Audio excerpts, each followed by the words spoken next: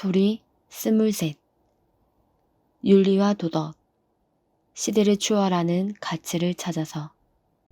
말하니 활성스님, 엮으니 김용호 교수. 코로나 사태를 어떻게 볼 것인가. 말하니 활성스님. 제가 산중에 있다가 한 번씩 나오면 여러분이 몸담고 사는 일상이나 환경이 참으로 팍팍하다고 느껴집니다. 여러분은 이미 그 속에 흠뻑 젖어 있으니까 못 느낄지 모르지만 산중에서 어쩌다 한번 나와서 신문이나 텔레비전을 볼라치면 실로 충격적인 일들이 넘쳐나서 여간 마음이 무거운 게 아닙니다. 그 속에서 나날이 생활하는 여러분은 육체적으로 정신적으로 고통이 얼마나 클까 하는 생각이 들었습니다. 요즘 우리가 물질적으로는 매우 풍요롭고 편리해졌지요. 공해니 식품 오염이니 해도 여러분의 혈색은 다들 좋아 보입니다. 그런데 입만 열면 스트레스 얘기일색입니다. 너나 없이 스트레스에서 헤어나지 못하는 형국이고 모두들 스트레스 환자 같습니다.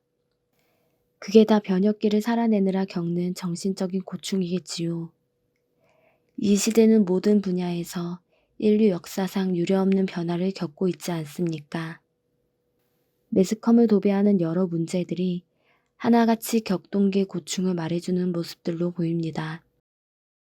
가정이나 사회, 정치할 것 없이 우리가 겪고 있는 숱한 문제들에는 여러 원인이 있겠지요. 하지만 그 근본 원인을 파고 들어가 보면 결국 가치혼란 때문이 아닐까요? 아무리 봐도 우리는 가치혼돈의 시대를 살고 있는 것 같습니다. 그래서 오늘은 이 시대의 가치의 문제를 짚어볼까 합니다. 그런데 가치의 문제는 본질적으로 윤리도덕의 문제라고 하겠습니다.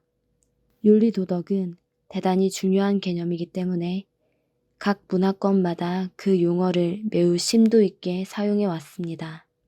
유교 문화권에도 윤리도덕 개념이 있고 똑같은 뜻은 아니겠지만 다른 문화권에서도 비슷한 개념들이 쓰였습니다. 이 자리에서 유교의 윤리도덕과 서양의 윤리도덕 개념이 어떻다 하는 것을 장황하게 이야기할 필요는 없겠습니다. 오늘은 불교에서의 윤리도덕은 무엇인가에 대해 함께 생각해보고자 합니다. 우선 사전적 의미부터 살펴보면 윤리는 사람이 지켜야 할 도리와 규범, 곧 인류 도덕의 원리. 도덕은 인류의 태도, 사람으로서 마땅히 지켜야 할 도리 및 그것을 자각하여 실천하는 행위의 총체를 말합니다. 불교에서 윤리라는 용어 자체는 쓰이지 않았습니다. 도덕이란 단어 역시 자주 쓰이지 않았습니다. 윤리는 나와 남들과의 관계를 규율하는 체계이다. 저는 불교에서의 윤리를 이렇게 해석하고 싶습니다. 나와 남들 간의 관계에서 남이란 다른 사람이기도 하고 또 다른 생명과 자연까지도 포함합니다. 그런 나와 남과의 관계를 규제하고 규율하고 또 어떤 질서를 부여하는 체계, 그것이 윤리가 아닐까 생각합니다. 불교에서 윤리는 구체적으로 계율로 표현됩니다. 예를 들면 기본 5개가 있지요. 살생하지 말라, 도적질하지 말라, 간음하지 말라, 거짓말하지 말라, 심신을 취하게 만드는 것들을 쓰지 말라. 이것이 5개이고 그 5개를 바탕으로 다시 8개, 10개, 250개 이렇게 늘어납니다. 윤리는 시간과 공간에 따라 많은 제약을 받습니다. 나와 남과의 관계이기 때문에 그 남이란 게 무엇이냐에 따라 윤리관은 다양하기 마련입니다. 사람과의 관계, 동물과의 관계, 자연과의 관계에 관한 개들이 둘이 있다는 측면에서 불교의 윤리관은 대단히 폭이 넓고 탄력성이 있습니다. 예를 들면 살생하지 말라는 것은 사람이나 동물을 죽이지 말라는 것만이 아니라 일체의 생명을 죽이지 말라는 뜻으로 보아야 합니다. 자연을 파괴하는 일이 그다지 많지 않았던 과거와 달리 오늘날에는 자연을 파괴하지 말라는 뜻으로까지 확대해서 이해해야 할 것입니다. 자연을 파괴하는 것은 곧 생물을 죽이는 것이니까 결국 살생 아닙니까? 그러니까 살생하지 말라는 개는 사람과 동물을 해치지 않는 것은 물론이요. 자연을 파괴하지 말라는 것까지 포함합니다. 살생하지 말라, 도둑질하지 말라, 간음하지 말라, 거짓말하지 말라, 심신을 취하게 만드는 것들을 쓰지 말라는 옥에는 누구나 사람으로서 마땅히 지켜야 할 도리입니다. 윤리는 이렇듯 사람과 사람 사이의 관계가 중심이 됩니다. 사람과 사람 사이가 건전할 때, 다시 말해 사람들이 건전한 관계를 유지할 수 있는 의식 수준에 이를 때, 사람과 동물과의 관계, 사람과 자연과의 관계도 좋아질 수 있다고 봅니다. 그런데 그 관계를 사람과 사람, 사람과 동물, 사람과 자연으로 볼 것이 아니라 나와 남, 나와 동물, 나와 자연으로 분명히 한정해야 할 것입니다. 실천 주체는 어디까지나 나입니다. 사람이라는 말은 막연한 개념입니다. 사람이 어째해야 한다는 말은 사실상 책임회피에 쓰기 좋은 말이어서 사람은 이래야 한다 할 때 보통은 자기를 빼버립니다. 그렇기 때문에 사람과 자연의 관계로 뭉뚱그려서 볼 게 아니라 나와 자연의 관계로 명확히 한정시켜 이해해야 합니다. 그런 측면에서 불교에서의 윤리는 반드시 나를 포함하고 나로부터 출발하는 대단히 강력한 실천 개념입니다. 하지만 윤리가 그런 실천적 체계이긴 한데 시간, 공간의 간섭을 많이 받는 특성이 있습니다. 그러니까 윤리가 지역이나 역사 문화 등 여러 조건의 제약을 많이 받는다는 점에서 윤리는 조건 지어지는 것이라 보아야 할 것입니다. 나와 남과의 관계가 윤리라면 도덕이란 무엇일까요? 불교에서 도덕이란 나와 진리와의 관계를 바르게 세우는 체계가 아닐까 생각합니다. 윤리가 나와 남과의 관계에 관한 것이라면 도덕은 나와 진리와의 관계에 관한 것이라 규정짓고 싶습니다. 윤리의 구체적 표현이 계율이라면 도덕은 진리, 즉 도로서 표현된다고 할 수 있겠습니다. 한문 표현 그대로 길도의 큰 덕자이지요. 시간 공간에 제약되고 조건 지어지는 윤리에 비하면 도덕은 나와 진리와의 관계이기 때문에 시공을 초월합니다. 나와 진리의 관계를 바르게 세워야 하는 만큼 따라서 도덕이 갖는 의미는 대단히 심오할 수밖에 없습니다. 불교는 첫 출발부터 나와 진리와의 관계인 도덕을 아주 명료하게 규정하고 있습니다. 그것은 팔정도입니다. 부처님은 최초의 법문인 초전법륜경에서 중도, 팔정도, 사성제를 선언하셨습니다. 사성제, 즉 고성제, 집성제, 멸성제, 도성제 가운데 도성제가 팔정도입니다. 진리를 추구하면서도 길을 잘못 들어 헤매는 중생들에게 부처님은 팔정도로 수행하는 것이 바른 길이다 라고 분명하게 말씀하셨습니다. 부처님 첫 법문부터 마지막 법문까지 시종일관 끊임없이 강조하시고 역설하신 것이 팔정도입니다. 그만큼 불교의 핵심은 팔정도입니다. 부처님은 빨리경 전반에 걸쳐 팔정도를 거듭거듭 설하시고 이런 말씀까지 하십니다. 외도에는 팔정도가 없다. 그런데 이 문에는 팔정도가 있다. 외도에는 팔정도가 없기 때문에 진정한 예류가도 없고 일례가도 없고 불안가도 없고 아라한과도 없다. 즉 공부의 성취가 없다. 그러나 여기에는 팔정도가 있기 때문에 그 모두가 있다. 불교인과 외도인과는 팔정도가 있느냐 없느냐 그 차이에 달렸습니다. 팔정도가 있으면 불교이고 정법입니다. 팔정도가 없으면 외도입니다. 팔정도가 없으면 그건 정법이라고 할 수 없습니다. 아무리 표방하는 취지가 좋아도 팔정도 없이는 정법이 될 수가 없습니다. 불교의 특색은 팔정도입니다. 왜일까요? 팔정도 수행을 통해서만 아라한이 나올 수 있고 팔정도가 없는 외도에는 아라한이 나올 수 없기 때문입니다. 팔정도는 아라한이 되는 8가지 성스러운 길입니다. 바른 견해인 정견이 있어야 바른 사유가 되고 바른 말, 바른 행위, 바른 생계로 이어집니다.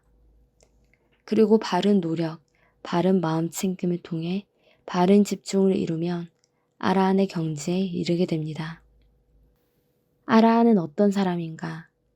간단 명료하게 말하면 아라한은 불교가 근본 이상으로 삼는 무탐, 무진, 무치를 이룬 분입니다.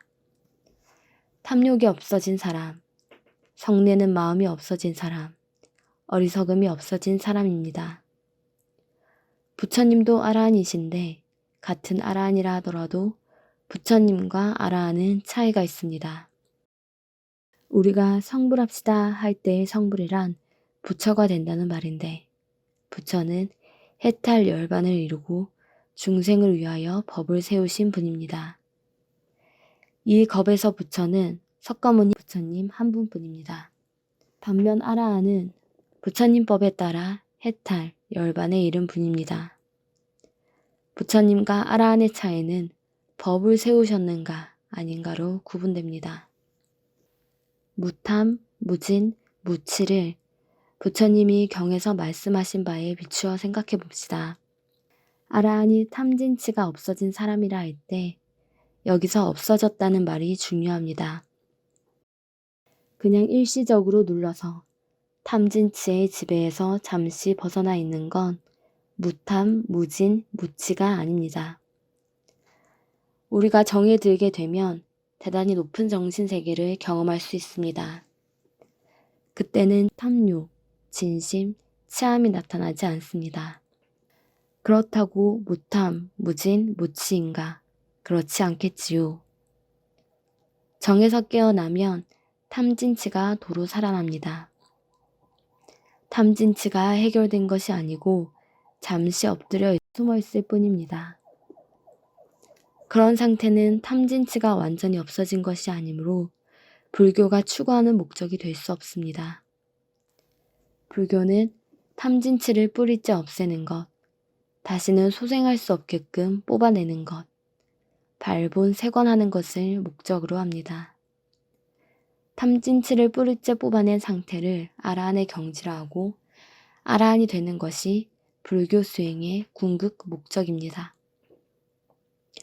결론적으로 탐진치를 완전히 없애는 것, 즉 아라한이 되는 것, 그것이 바로 인간의 완성입니다. 또한 팔정도의 완성이요 도덕의 완성입니다. 팔정도는 진리로서의 길이고 실천도로서의 길입니다. 팔정도의 실천이 도덕의 실천입니다. 불교가 팔정도를 통해 인간 완성을 목적으로 한다는 점에서 도덕은 처음부터 끝까지 불교의 중심이요 핵심 주제라고 할 수 있습니다. 사람다운 사람의 길은 팔정도를 따라 도덕을 실천하는 길이요 진리를 실천하는 길입니다. 이 시대에 우리가 겪고 있는 갈등과 고통은 앞서 말한 바와 같이 가치의 혼란과 도덕의 상실에서 비롯되고 있습니다. 우리는 기후가 어쩌니 공해가 젖쩌니 하면서 난리법석을 떨지만 또 한편에선 경기를 살려야 한다며 소비지상주의를 외치고 다다익선을 추종하고 있으니 이 얼마나 역설입니까? 대량 생산, 대량 소비는 그만큼 재화를 많이 생산하고 소비한다는 이야기인데 그 재화가 그저 생기는 겁니까? 그렇게 하면 할수록 피할 수 없이 따르는 건 자연 파괴, 자연 낭비 아닙니까? 요즘 하늘이 그냥 하늘이 아닙니다. 이제는 하늘도 믿을 수 없게 되었습니다. 하늘이 그야말로 무너질 판이지요. 오존층 구멍이 뚫리고 이산화탄소나 오염물질이 너무 많아 대기의 불균형이 생기고 국지성 호우도 여기저기 퍼붓고 하는 게 다 하늘이 무너지는 조짐이지 뭡니까? 하늘이 언제 무너지느냐로 정정긍긍하는 이런 현상은 인류 역사상 처음 있는 일입니다. 이런 상황을 만들어 놓고도 돈, 경제 하는 이야기를 계속하고 있습니다. 대통령 후보 나온 사람들도 경제가 잘 돌아가고 모두 풍족한 생활을 하도록 만들겠다고 공약을 내걸지요. 그렇지 않으면 국민이 용납을 안 하니까요. 사람들이 얼마나 그걸 바라면 그런 약속들을 하고 있느냐 말입니다. 우리가 물질적 풍요만을 노래하면 그 다음은 어떻게 됩니까? 지구가 끝장나도 그만이라는 말입니까? 오늘만 잘 살면 그만입니까? 이런 무책임한 태도는 뒤바뀐 사고 성향과 뒤엉킨 가치관 때문입니다. 게다가 이러한 뒤집힌 가치관을 가정에서도 학교에서도 사회에서도 자라나는 후손들에게 그대로 물려주고 있는 현실이 문제입니다. 이런 행태는 윤리 도덕과 반대로 가는 것입니다. 총체적 난국입니다. 가치 혼란을 겪고 있는 부모가 자식을 키우면서도 자신 있게 이래라 저래라 말 못합니다. 왜? 자식들이 경험하는 상황과 부모가 머릿속에 그리는 상황이 현격하게 괴리되어 있는 현실에서 가치관이 흔들리다 보니 자신 있게 판단을 못한다는 말입니다. 그래서 부모된 입장에서도 바른 길을 가르치기는커녕 자식 눈치 살피고 비위 맞추기에 바쁘지요. 어떤 이가 말하길 요새 부모들은 자식을 훌륭한 사람이 되라고 하면서 정작 값비싸게 팔릴 사람이 되라고 가르친다는 겁니다. 값비싸게 팔릴 수 있는 사람이 되라. 많은 돈과 교환될 수 있는 사람이 되라. 수입 좋은 직장을 갖도록 하라. 그렇게 되는 게 훌륭한 사람입니까? 여러분, 자식에게 인격적으로 훌륭한 사람이 되라고 소신 있게 말할 수 있습니까? 돈 하는 배금 사상이 온통 가정과 사회에 팽배한 이 시대에 과연 도덕이 들어설 자리가 있기는 합니까? 이렇듯 이 시대가 겪는 온갖 갈등과 고통의 소용돌이, 그 중심에 가치 혼란과 도덕 상실이라는 심각한 문제가 자리하고 있는 것입니다. 이처럼 우리는 가치의 대혼란 시대를 살고 있습니다. 이런 가치의 혼란은 어디서 비롯되었을까요? 이 문제는 다양한 접근이 가능하겠으나 이 자리에서는 경제를 중심으로 해석해보는 것이 어떨까 합니다. 경제란 사바세계의 요란하고 혼란스러운 활력 그 자체입니다. 경제가 활발하다는 것은 인간들이 대단히 분주하고 맹렬하게 움직인다는 말입니다. 인간들이 물질을 쫓아 나부대는 움직임, 그게 바로 경제입니다.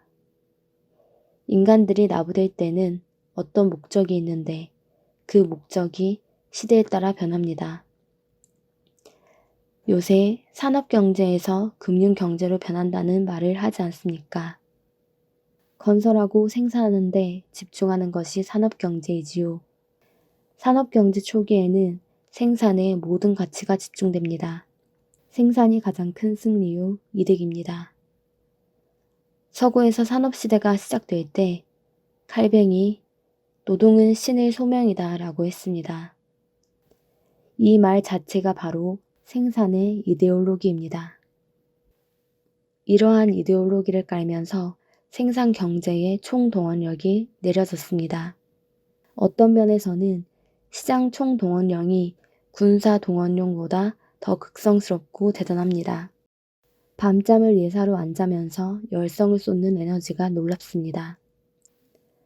군사 동원령이 강하다 해도 시장 동원령만 하겠습니까? 과거에 생산 전선이란 말을 예사로 쓰지 않았습니까? 시장 경제가 모든 사람을 총동원하여 너나 없이 생산 전선에 뛰어들게 했습니다. 그러다가 생산 기술이나 인력 동원 태세가 상당히 진척되어서 한계점에 이르면 생산을 주력하던 역점이 분배로 이동합니다. 분배가 경제의 중심이 되면 가치관도 그에 따라 변화됩니다. 생산은 효율성이 제일 중요하지요. 산업경제는 효율성을 가장 높은 가치로 생각하니까 효율을 극대화하는 것이 지고의 선이 됩니다. 그런데 생산량이 늘어날수록 이윤이 한쪽에 치우쳐 쌓이거든요. 가진 사람은 지나치게 많이 갖고 못 가진 사람들은 점점 가난하게 돼요. 부익부, 빈익빈 현상이 심화됩니다. 이런 현상을 더 이상 반치할 수 없는 단계에 이르면 분배 문제가 대두될 수밖에 없지요. 분배경제 시대가 되면 효율성보다는 평등성이 중시되어 소위 사회적 정의 실현이 가장 중요한 주제가 됩니다. 분배경제에서는 재화가 어느 한 군데 쌓이지 않고 두루두루 나누어지고 또 그 흐름이 막히지 않고 순조롭게 흐르도록 하는 일이 중요해집니다. 그런데 분배의 수단, 즉 교환수단이 돈이다 보니까 금융시장의 기능이 가장 중심이 된다는 이야기가 되겠지요. 산업경제로부터 금융경제로 이동한 것입니다.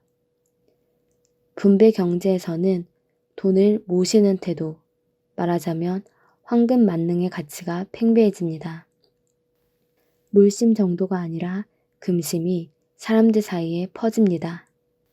돈은 무법자입니다. 이 시대 사람들의 마음을 뒤흔드는 무법자입니다.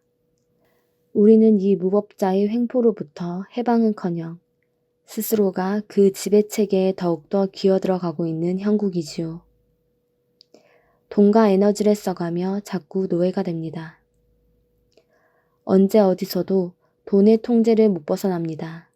이처럼 분배 경제에서는 금융이 주를 이루면서 돈에 대한 물신적 선망과 무조건적인 충성이 사람들의 가치관을 지배하게 되었습니다.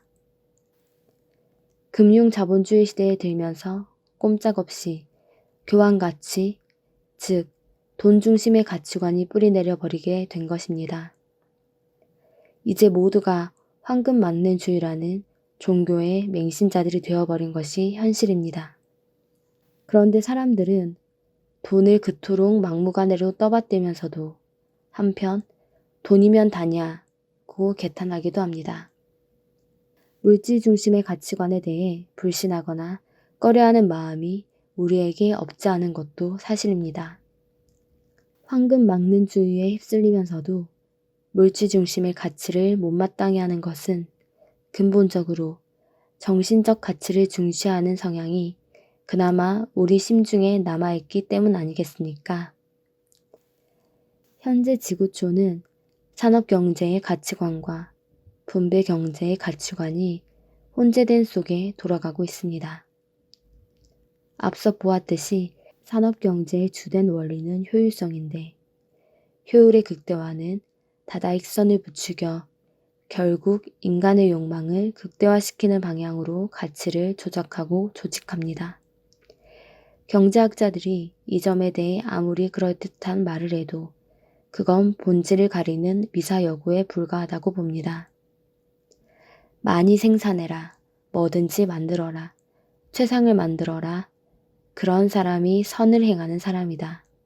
많이 만들고 많이 써라고 합니다. 케인즈식으로 말하면 유효 수요를 극대화시키면 시장 경제가 잘 돌아가고 그것이 불황을 면하는 길이라는 겁니다. 그건 불교 용어로 보자면 탐진치 중 탐심을 극대화시키는 것입니다. 그러면 분배 경제의 가치관은 뭘까요? 분배 경제에서는 사회 정의를 강조하니까 평등이 잘 이루어지지 않으면 그건 사회 정의에 어긋난다는 식으로 비판을 받게 됩니다. 그래서 분배 경제 시대에는 인간의 증오심이 극대화될 가능성이 큽니다. 금융 경제가 진행되어 부익부 빈익빈 현상이 심화되면 결국 인간의 증오심이 커지는 것을 피할 수 없습니다. 불교 용어로 보자면 탐진치중 진심이 지배하는 시대가 됩니다. 생산 경제와 분배 경제가 인간을 지배하면서 탐심과 진심이 극도로 커진 시대를 우리는 살고 있는 것입니다. 이 시대 가치 혼란의 1차적 배경은 여기에 있다고 할 수 있습니다. 그리고 소비 경제를 봅시다. 소비를 할 때 내가 이 물건을 써서 어떤 이익이 있느냐, 내 몸에 어떤 이익이 있고 내 정신에 어떤 이익이 있어서 내가 이걸 써야 하느냐 하는 판단이 중요합니다. 그럼에도 합리적 판단도 제대로 하지 못하고 합리적 소비도 제대로 하지 못하는 것이 현실입니다. 합리적이고 객관적인 판단을 못하는 것은 불교 용어로 보면 탐진치중 치암 때문입니다. 여기서 중요한 것은 소비가 합리적이냐 아니냐를 판단하는 기준입니다. 무엇 기준으로 합리, 비합리를 따질 것인가? 무엇 기준으로 몸이나 마음에 이롭다는 걸 판단할 것이냐 하는 문제입니다. 게다가 요즘은 정보가 넘쳐나는 시대라서 사람들은 무엇을 기준으로 선택할지 더욱 혼란스러울 수밖에 없습니다. 넘쳐 흐르는 정보가 알고 보면 전부 빤한 상업적 입속에서 나온 것 아닙니까? 게다가 사람들이 합리적이라고 믿는 과학기술마저 상업자본에 이속되어 버린 현실에서 어떤 소비를 할지 더욱 혼란스러울 수밖에 없습니다. 이처럼 경제구조의 변화를 거치면서 우리는 가치혼란을 날로 더 심각하게 겪고 있는 상황입니다. 그러므로 우리 삶에서 매사에 합리적인 판단을 할 수 있는 보편적이고 객관적인 기준이 절실히 필요합니다. 그런 점에서 바야흐로 시공을 초월한 불교의 도덕이 요청되는 시대적 조건이 형성되었다고 하겠습니다. 불교의 도덕은 사람들이 바르게 삶을 영위할 수 있는 길을 제시해 줍니다. 부처님 가르침의 핵심인 팔정도가 그 길입니다.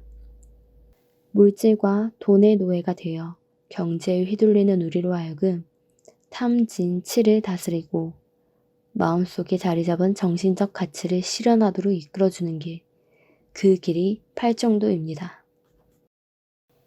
부처님이 설하신 세계경에는 인류의 탄생에 관한 얘기가 있고 또 다른 경에서는 인류의 멸망과 관련한 얘기가 있습니다. 인간의 욕심이 점점 커지고 성냄이 심해져 마침내 온 세계가 증오의 불구덩이로 변한다고 합니다. 요는 인류가 윤리도덕적으로 극심하게 타락하게 되면 마침내 이 세상이 멸망하게 된다고 합니다. 증오와 탐욕이 극도에 이르면 남는 건 갈등뿐 아니겠습니까? 왜? 내 뜻대로 안 되는 것은 상대가 내 뜻을 거스르고 방해하기 때문이라고 생각하니까요. 서로 경쟁하면서 내 욕망의 방해꾼이 저놈이다. 저놈이 나를 방해한다. 저놈을 제거해야겠다 하니까 격렬한 투쟁이 벌어지는 겁니다. 우리가 날마다 목격하듯이 오늘날은 증오의 시대, 투쟁의 시대가 되어버렸습니다. 그야말로 탐진치 중에서도 진심이 극성하는 시대로 접어들었습니다. 경쟁과 갈등을 일삼고 핵무기를 만들고 또 온갖 공해를 쏟아내는 등 온통 머리를 나쁜 방향으로 쓰고 있습니다. 그런데 핵무기나 공해는 윤리도덕이 무너지면서 생기는 부산물에 불과합니다. 세상사 모든 것은 인간의 윤리도덕 수준에 따라오는 그림자 같은 것입니다. 인간이 윤리적으로 타락하다 보면 머리 쓰는 게 전부 그쪽으로만 가니까 핵무기도 만들고 생태계도 파괴하여 자멸의 길로 가는 것입니다. 그러니까 오늘날 윤리도덕의 문제, 가치혼란의 문제는 결국 인간의 생존과 멸망의 문제로 곧바로 이어지는 겁니다. 요컨대 인류 멸망의 모티브가 되는 것은 윤리도덕의 붕괴입니다. 인간이 자멸하지 않으려면 이러한 가치혼란에서 반드시 헤어나야 합니다. 그리고 헤어나는 길이 있어야만 합니다.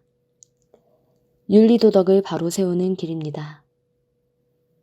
경쟁과 갈등을 유발하고 우리를 극심한 스트레스로 내모는 그 모든 것을 능히 지배하고 제어할 수 있다면 무엇이 두렵겠습니까? 무엇 때문에 혼란을 느끼고 방황하겠습니까? 윤리도덕을 바로 세우기만 한다면 시대가 아무리 변해도 염려할 필요가 있겠습니까? 내가 시대적 상황에 매몰되지 않고 오히려 이를 능히 지배할 수 있다면 무슨 걱정할 일이 있겠습니까? 상황에 압도당하니까 문제인 것입니다. 앞서 말한 바와 같이 이러한 시대적 혼란의 돌파구를 마련하면서 시공을 초월할 가치 기준은 부처님이 제시하신 팔정도입니다. 팔정도는 개, 정, 해, 사막을 아우르고 있으니 윤리, 도덕을 모두 포용할 뿐 아니라 이 둘을 바로 세워줍니다. 따라서 아무리 시대 상황이 바뀌고 바깥 세상이 변해도 당황하거나 흔들릴 필요가 조금도 없는 튼튼한 의지처입니다. 법구경에 칠불통계라는 유명한 개송이 나옵니다. 일체의 악을 짓지 말고 일체의 선을 받들어 행하고 스스로 그 마음을 맑게 하라. 이것이 모든 부처님들이 한결같이 말씀하시는 핵심 가르침이다. 이 중에 일체의 악을 짓지 말고 일체의 선을 받들어 행하고 스스로 그 마음을 맑게 하라는 앞에 세 구절이 바로 팔정도의 요약입니다. 팔정도를 견지하는 한 초과학시대든 초우주시대든 그 어떤 것도 수렴하고 조복받을 수 있고 나아가 어떤 환경도 지배할 수 있습니다. 팔정도를 걸을 때 우리는 도덕적으로 조금도 혼란을 느낄 필요가 없습니다. 다시 말해 우리가 윤리도덕을 바로 세우고 가치 혼란에서 벗어나고자 할 때 이때 팔정도가 답입니다. 팔정도는 바른 견해, 바른 사유, 바른 말, 바른 행위, 바른 생계, 바른 노력, 바른 마음 챙김, 바른 집중입니다. 부처님은 팔정도를 설하시면서 첫머리에 바른 견해, 정견을 두시고 바른 견해를 가지라고 꼭 집어 강조하셨습니다. 바른 견해를 세우는 자세가 얼마나 중요한지 강조하신 겁니다. 이처럼 불교는 바른 견해에서 시작합니다. 바른 견해 없는 수행은 잘못된 길을 대단히 빠른 속도로 달려가는 것과 같습니다. 잘못된 길을 빨리 달려가 나중에 되돌아오려면 시간도 힘도 더 많이 듭니다. 어쩌면 쉽사리 돌아오지 못할 선을 넘을 수도 있습니다. 얼마나 빨리 가느냐가 중요한 게 아니고 서로 좀 지체되고 멈칫거리더라도 과연 내가 이 길을 가는 것이 옳은가에 대한 점검이 반드시 필요합니다. 온갖 정보가 넘쳐나는 이 시대가 특히 그런 자세를 요구하고 있습니다. 예를 들면 산업화가 빨리 진행되어 그 효과와 역효과가 우리 피부에 바로 다가옵니다. 그때 우리가 과연 노력을 많이 했는데 이게 잘된 방향으로의 질주였던가 하고 돌아보게 됩니다. 그러나 제대로 돌아보는 것이 쉽지 않습니다. 여러분은 어느덧 형실 근정에 안주하고 어떻게든지 타협하고 적당히 인정하고 넘어가고 있지는 않습니까? 게다가 세월이 가면 갈수록 우리 자신을 냉철하게 돌아보기가 더 어렵지 않겠습니까? 바른 견해가 중요한 것은 수행 분상에서도 마찬가지입니다. 몇십 년을 수행했다가 중요한 게 아니라고 봅니다. 잘못된 수행은 오히려 안 한 것보다 못할 수 있다는 말입니다. 그것이 부처님이 바른 견해를 팔정도 제일 첫머리에 놓으신 이유일 겁니다. 수행을 하려면 성급한 걸음을 멈추고 허리끈을 풀고 한 걸음 척 물러앉아서 정말 이 길을 가야 할 것인가? 어떻게 가야 할 것인가? 어떻게 판단해야 할 것인가? 부처님이 무슨 말씀을 하셨는가? 부처님 말씀을 내가 올바르게 이해하고 있는가? 부처님 말씀과 내가 생각하는 것이 정말 합치하는가를 거듭거듭 점검해야 합니다. 그런데 문제는 자칫 견해가 이데올로기화 되어버린다는 것입니다. 견해가 이데올로기화하면 극단이 됩니다. 극단주의와 극단주의가 대립하면 얼마나 무서운 일이겠습니까? 견해뿐 아니라 사유, 말, 행위 등도 극단으로 흐를 가능성이 있습니다. 가령 계율을 엄격하게 지키는 사람들이 있는데 나중에 보면 계율을 위한 계율을 지키는 경우가 많습니다. 그 사람 율사다 하는데 때로는 율을 위한 율사가 아닌지 회의가 될 때도 있지요. 만일 율을 위한 율이 된다면 극단적, 형식적 율이라 하겠지요. 이 점은 강사나 선사에도 두루 해당됩니다. 교, 정 모두가 수행 분산에선 어디까지나 향상을 위한 것이어야 합니다. 팔정도를 수행할 때 어느 항목이든 지나치지 않도록 해야 합니다. 그럴 위험성이 항상 있기에 부처님은 중도를 말씀하십니다. 극단으로 치우치지 않도록 하기 위하여 부처님이 팔정도 각 항목 앞에 발의 정자를 붙이셨습니다. 부처님이 초전법륜경에서 말씀하셨듯이 바른 견해는 빨리어로 쌈마디티인데 쌈마는 바르다하는 뜻입니다. 바르다함은 중도를 말하는 겁니다. 여기서 바를 정자는 중도를 가리킵니다. 중도가 아닌 것은 바르다고 할 수 없습니다. 바르다는 말은 팔정도 항목 하나하나가 치우치지 않고 중도를 잘 견지하고 있으며 잘 조화되고 있다는 뜻을 담고 있는 것입니다. 그래서 팔정도가 중도이고 중도가 팔정도입니다. 그러면 어떻게 중도를 유지하느냐? 중도를 유지하려는 구체적인 길이 팔정도를 걷는 것입니다. 중도의 묘미는 팔정도 8항목을 유기적으로 조화롭게 실천하는 데 있습니다. 그런데 그 중에서도 특히 바른 마음 챙김, 쌈마사띠는 8가지의 덕성이 바르게 조화되도록 만드는 중요한 축입니다. 견해가 견해를 위한 견해가 아니고 계율이 계율을 위한 계율이 아니고 선정이 정을 위한 정이 아니 되도록 하는 것은 무엇보다 바른 마음 챙김입니다. 다시 말해 팔정도를 수행하는 사람 누구나 바르게 중도의 길을 가도록 이끄는 항목, 그것이 바른 마음 챙김입니다. 그러나 이 바른 마음 챙김마저도 너무 기법적으로 사용하는 경우가 많습니다. 요새 윗바사나를 지나칠 정도로 강조하고 있는데 그렇게 되면 바른 마음 챙김의 근본 취지가 상당히 몰각될 수 있습니다. 원래 부처님이 정념, 정지를 가르치셨는데 뒤에 이것이 사마타, 윗바사나로 변했는데 사마타가 정념의 내용을 고스란히 담고 있다고 볼 수 없습니다. 그렇듯이 그간에 많은 변천이 있다고 보아야겠지요. 바른 마음 챙김, 정념은 팔정도 하나의 항목으로서 7번째 자리하면서 다른 항목 하나하나를 다 바를 정이 되도록 만들어주는 것으로 이해해야 합니다. 우리가 팔정도를 수행하는 가장 궁극적인 목적은 결국 인간 향상이요, 인간 왕성입니다. 무탐, 무진, 무취의 경제에 이른 아라한이 되는 것입니다. 아라한이 되도록 기여하면서 이끌어가는 것이 바른 마음 챙김입니다. 요컨대 바른 견해와 바른 마음 챙김이 그 기능을 제대로 발휘할 때 우리는 팔정도를 바르게 걸을 수 있습니다.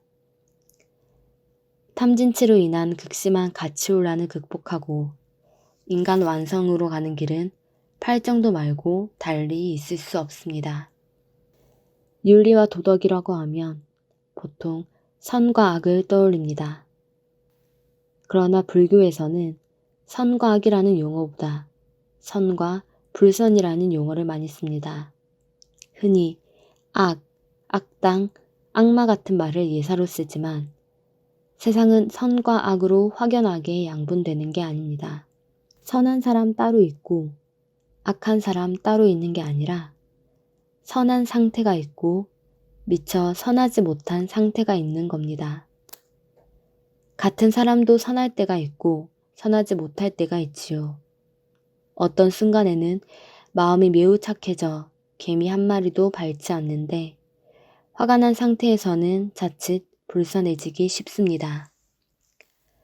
누구든 선과 불선의 상태가 순간순간 교차하고 있는 겁니다. 그게 인간이고 세상사입니다. 교도소를 자기 집 드나들듯 하는 사람이 있지요. 그 사람 역시 나쁜 사람이라기보다 그저 불선한 상태인 겁니다. 말하자면 선을 제대로 완성하지 못했거나 선이 미흡한 상태인 겁니다. 그러니까 교도란 용어가 쓸 여지가 생기는 거지요. 가르쳐 이끈다는 뜻이니까요. 선악이 따로 있다. 나는 본래 선하니까 어떤 상황에서도 악인은 되지 않는다는 식으로 생각하면 안 됩니다. 누구나 선할 수 있고 불선할 수 있습니다. 선을 지향하는 노력을 계속하고 있는 동안에는 선한 상태를 유지할 것이고 마침내 선을 완성하면 선인이 될 것입니다. 반면 방심하고 있으면 누구나 불선해질 수 있습니다. 교도소 드나드는 사람도 처음부터 종자가 그런 게 아닙니다. 그 사람이 선을 이룰 기회를 활용하지 못했을 뿐이지요. 누구든 향상을 향한 노력을 등한히 하면 불선한 상태가 되기 마련입니다. 그런데 정작 불교에서 선과 불선으로 이해하는 이유가 따로 또 있지요. 불교 특유의 인간관 때문입니다. 인간은 개개인 모두가 무한한 향상의 가능성을 안고 있는 존재이기 때문입니다. 탐진치 산독심에 빠져 있을지라도 인간은 누구나 불선한 상태에서 선한 상태로 나아가는 도정에 있는 존재라는 말입니다. 인간은 불선을 극복하면서 마침내 선의 완성을 이루는 길 위에 있다는 겁니다. 그 길은 윤리와 도덕이 지향하는 바요. 인간됨의 완성을 향한 길입니다. 여러분, 앞서 말했듯이 팔정도를 통해 중도를 이루도록 노력하십시오. 그리하여 가치 혼란을 극복하고 자기 향상을 완성하는 길을 흔들림 없이 유지하며 정진해 나아가십시오. 그러면 물결에 나부끼는 일업현주처럼 시대에 농락당하는 한낱 피동적 운명체가 되지는 않을 것입니다. 뿐만 아니라 이 시대를 살면서 이 시대를 통해 자기 완성을 이루어낼 수 있을 것입니다. 가치혼란과 도덕상실이 극심한 시대적 환경을 발판으로 삼아 공부한다면 오히려 시대의 덕을 충분히 보는 그러한 삶을 이룰 수 있을 것입니다. 거듭 말하거니와 부처님은 팔정도를 통해 인간 완성의 길을 가도록 체계적인 가르침을 설하셨습니다. 팔정도를 뺀 불교는 생각할 수 없습니다.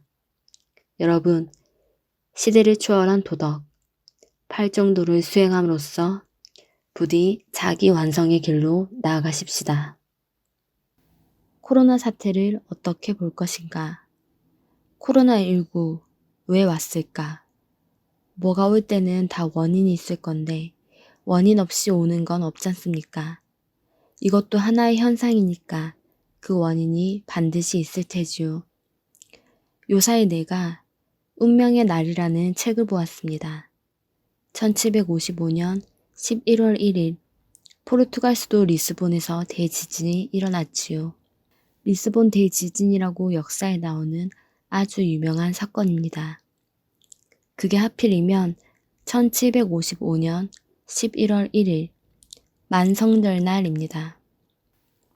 만성절은 카톨릭에서 온갖 성인을 기리는 대단히 중요한 날인데 그날 아침 9시 반 무렵에 갑자기 땅이 흔들리고 대지진이 일어났지요. 지금도 그렇지만 포르투갈이 굉장한 카톨릭 국가이지 않습니까? 모든 신도들이 그날 일을 쉬고 교회에 모여서 미사를 올리는 엄숙한 종교적인 날입니다. 그런데 그때 갑자기 지진이 시작되어 건물이 흔들리다가 바로 그냥 무너져 내리기 시작해서 성당이고 가정집이고 궁전이고 할 것 없이 초토화가 되었지요. 사람이 얼마나 죽었는지 정확한 숫자도 알 수가 없어요. 거기다 해일이 몰려와서 물난리가 나고 다시 또 불난리가 나서 완전히 초토화시켜버린 겁니다. 그 난리를 두고 여러 해석이 많았지요. 유별나게 종교 재판을 하던 그런 중세시대의 가톨릭식의 유습이라고 할까. 그런 게 청산이 안 되고 그대로 지속되고 있어서 그것에 대한 벌이라고도 했습니다. 종교적으로 비판하는 사람들, 주로 계몽주의자들이 그렇게 보았지요. 지금은 상상할 수도 없는데 가톨릭에서 계몽주의자나 진보주의자를 엄청 탄압을 했더군요. 그런 상황이었는데 하필 만성절에 대지진이 일어난 것을 두고 여러 가지 해석이 분분할 수밖에 없지요. 종교 비판하기 딱 좋은 이야기이지요. 그런데 그 당시 포르투갈이 그야말로 번영의 극치를 이루고 있었습니다. 수도 리스본을 안 본 사람은 인생을 살았다고 말할 자격이 없다 할 정도로 대단히 번영했습니다. 포르투갈은 실제로 부가 엄청났지요. 식민지 브라질에서 금광과 다이아몬드 광이 터져서 막대한 부가 들어오는데 그 5분의 1은 세금 명목으로 무조건 왕실 몫이었지요. 그래서 흔히 하는 말처럼 금으로 가득 찬 궁전을 만들어 놓았는데 유럽 왕실의 재산을 다 합해도 포르투갈 왕실을 당할 수 없다 할 정도였답니다. 한편 극빈자들은 그때나 지금이나 엄청 많았고 말하자면 빈부격차가 엄청났습니다. 교육이나 일반 국민에 대한 배려는 없고 왕실 중심으로 갇힌 자들끼리 초호화판을 누리다가 그런 재앙을 당한 겁니다. 그런데 그때 포르투갈과 스페인이 아메리카 대륙에 가서 그곳 원주민에게 어떤 짓을 했는지 많이 알려져 있지 않습니까?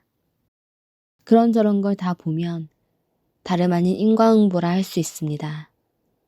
그들은 종교뿐만 아니라 정치, 경제 모든 면에서 원주민을 마냥 착취를 했으니까 그에 대한 인과응보가 아니고 무엇이겠습니까?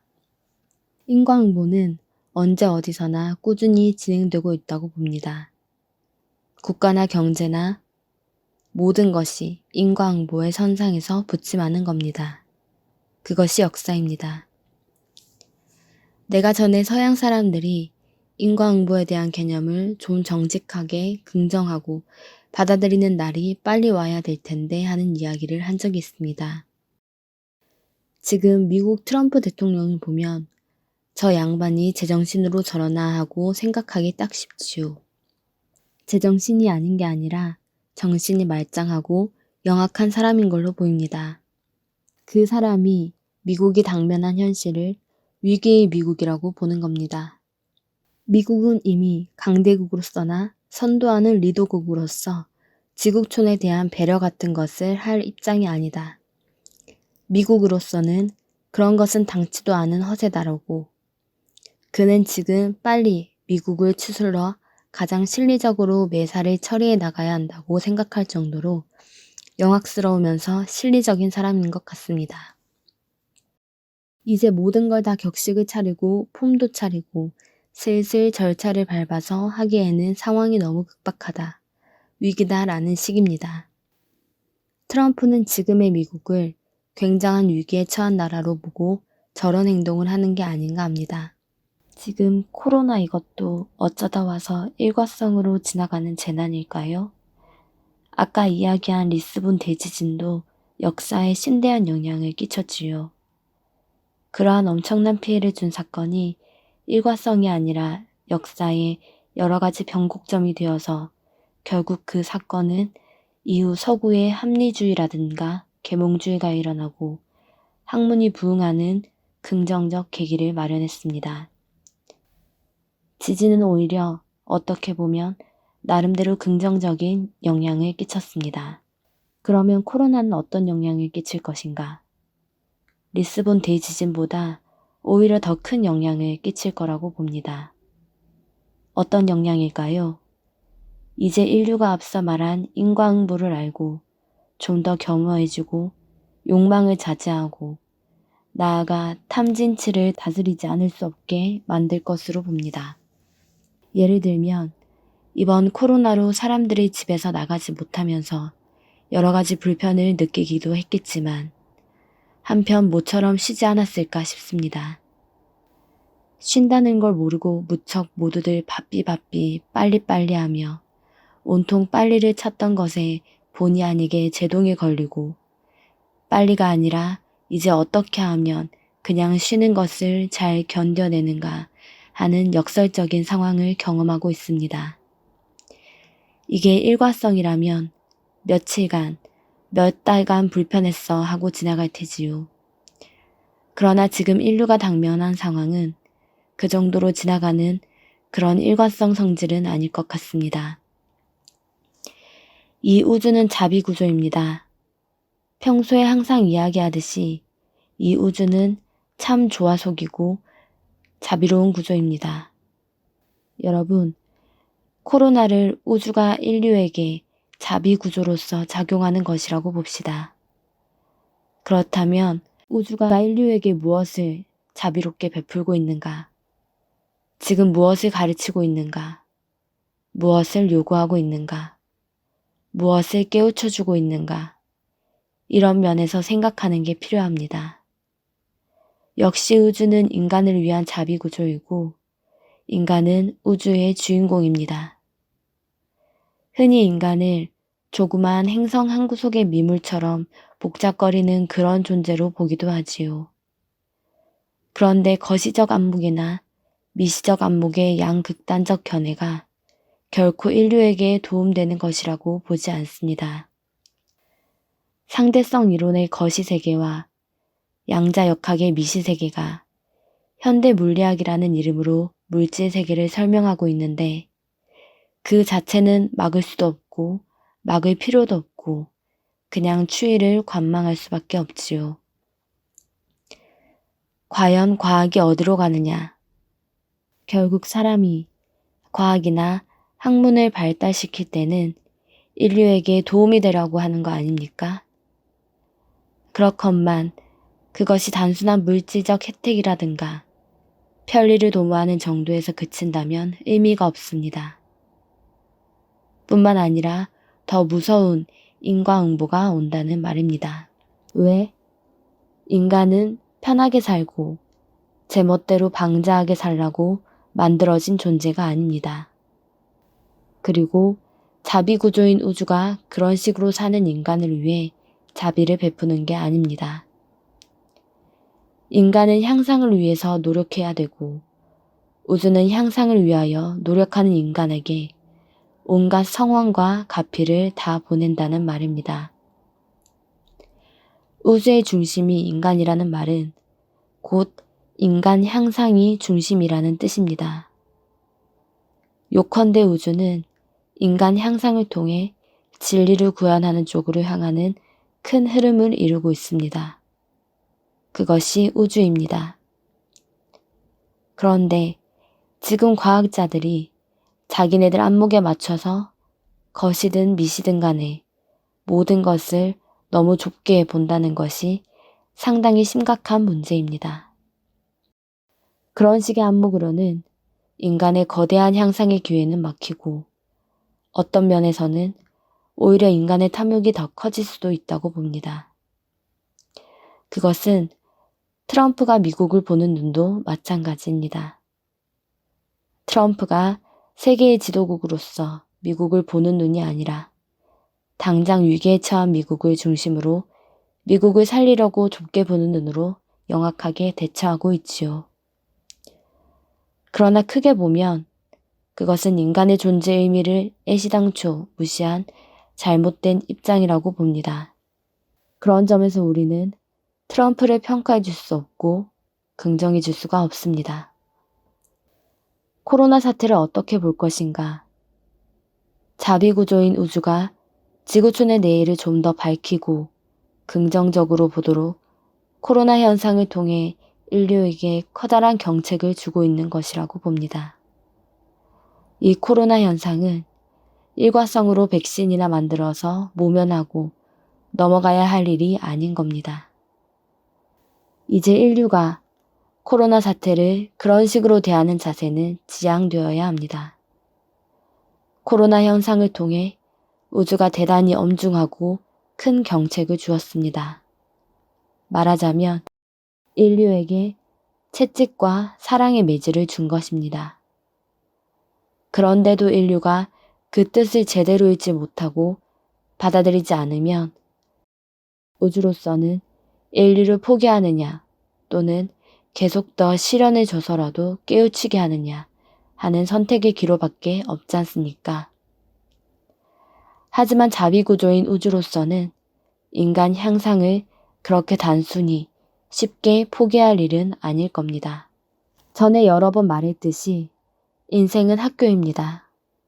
인간은 학교에 들어가서 공부하고 졸업해야 하지요. 말하자면 성불해야 합니다. 그것이 인간 학교인데 지금 공부를 잘못하니까 우주가 기다리고 기다리다가 큰일 났다 싶어서 시간이 없다 싶어서 계속 경책을 주는 것입니다. 인류가 그 경책의 메시지를 읽지 못하고 회피해버리면 우주는 더욱더 경책을 줄 수밖에 없지 않습니까? 왜 그럴까요?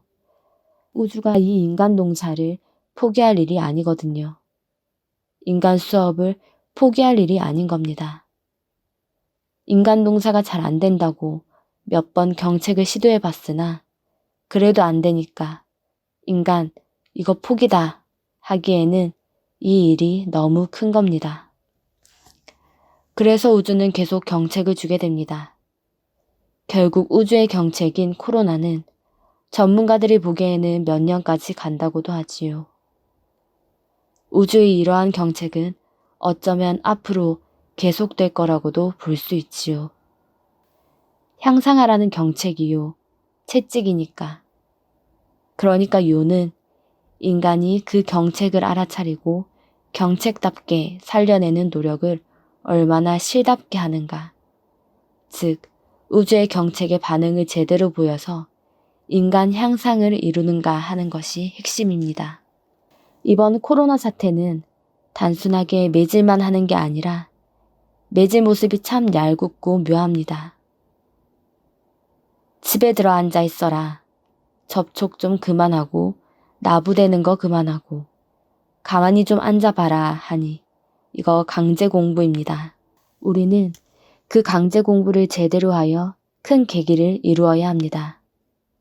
그리하여 인류가 너나 없이 자발적으로 앉아보면 가만히 있으니 참 좋더라. 왜 그동안 그렇게 나부댔는지 모르겠다. 이제 조금 절제를 해보자. 이렇게 될 겁니다. 부모가 자식을 나부댄다고 나무라면서도 부모 자신은 얼마나 나부댔는가. 그런 커다란 반성의 계기가 마련되어 모두들 앉아서 참으로 조용히 머물게 되면 소욕지족을 절로 하게 됩니다. 근원적으로 소욕지족을 하지 않을 수 없습니다. 소욕지족을 깨달아서 하는 게 아니라 강요받아서 안 할 길이 없어서 하지 않을 수가 없게 됩니다. 우주가 그 정도로까지 인류를 몰아붙일 거라고 봅니다. 이제 불교가 지구촌 어디든 널리 알려졌지요. 신루 유사 이래 처음으로 불교가 지구촌에 널리 기반을 확보했지요. 웬만하면 부처님을 알게 되었으니 이것 참 대단한 일입니다. 불교가 무슨 선교를 하는 종교도 아니고 정복하는 종교도 아니고 힘으로 밀어붙이는 것도 아니고 어쩌다 보니 우연히 그렇게 된 것도 아닙니다. 불교가 지구촌 전반에 퍼진 것은 일단의 큰 흐름이고 필연입니다. 지금 때 맞춰서 코로나가 들어서 스스로 들어앉아 있어봐라. 그리하여 마음 좀 쉬고 자신을 한번 돌아보라. 그리고 새로운 삶의 방식을 생각해보라 하는 그런 큰 계기를 마련한 게 아닌가 합니다. 이런 경책을 받는 힘든 시기에 인류를 위해 앞으로 불교가 더 적극적이고 큰 역할을 해야 하겠습니다. 리스본 대지진을 겪은 서양은 인문학이라든가 합리적인 계몽주의를 통해서 탈출구를 찾았지요. 이제 코로나 팬데믹을 계기로 그 합리주의적 사고방식에서 또 한 번 벗어나야 한다고 봅니다. 지금 인류가 소위 합리주의를 취하고 있는데 그 합리주의 극치가 과학입니다.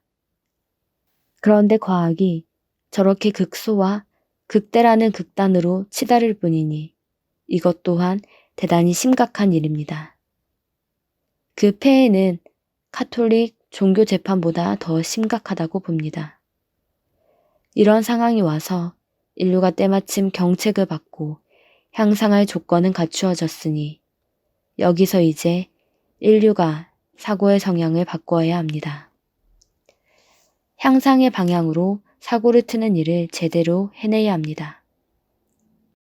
그 모든 걸 한참에 일과에 넘어서서 확신을 가지고 진리로 바로 나아가는 그러한 불교. 부처님의 근본 가르침을 공부할 때가 아닌가 합니다. 그리고 그런 모습을 인류에게 보여줘야 불교의 존재 의미가 제대로 살아날 게 아니겠습니까?